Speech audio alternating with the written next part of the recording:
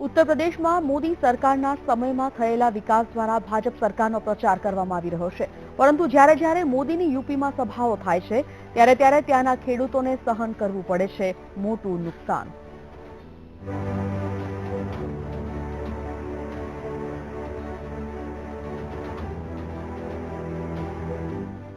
પ્રધાનમંત્રી નરેન્દ્ર મોદી ઉત્તર પ્રદેશ ચૂંટણીને ધ્યાનમાં રાખીને રાજ્યમાં એક પછી એક રેલીને સંબોધિત કરી રહ્યા છે।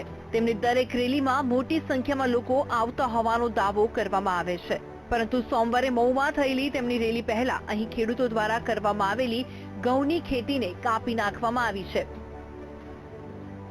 પ્રધાનમંત્રીની જનસભા પાસે હેલીપેડ બનાવવામાં આવે છે, જેના માટે 27 વીઘા ઘઉં ઉભા કરાયેલા પાકનો નાશ કરવામાં આવ્યો છે, જેની અસર લગભગ 20 ખેડૂતોને થાય છે, કારણ કે તેમની 27 વીઘા જમીનના પાકને એક પળમાં કાપી નાખવામાં આવે છે। પીએમ મોદીની 1 માર્ચે દેવરિયામાં રેલી છે અને ત્યાં પણ ઘઉંની ખેતીને કાપવામાં આવી રહી છે। ખેડૂતોના પાક અંગે ભાજપના નેતાઓ કહે છે કે તેઓ પાક માટે પહેલેથી જ વાત કરી લે છે અને તેનું ખેડૂતોને વળતર પણ આપવામાં આવે છે। આ પહેલા બહેરાઈચમાં પણ 23 ફેબ્રુઆરીએ પ્રધાનમંત્રી મોદીની રેલી પહેલા ઘઉંના ઉભા પાકને કાપવામાં આવ્યો હતો।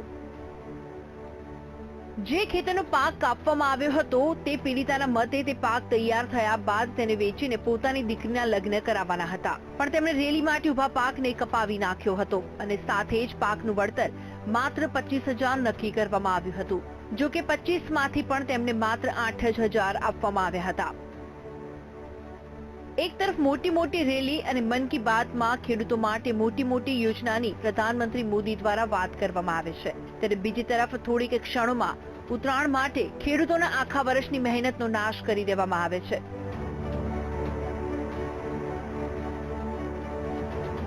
Bureau report, VTV.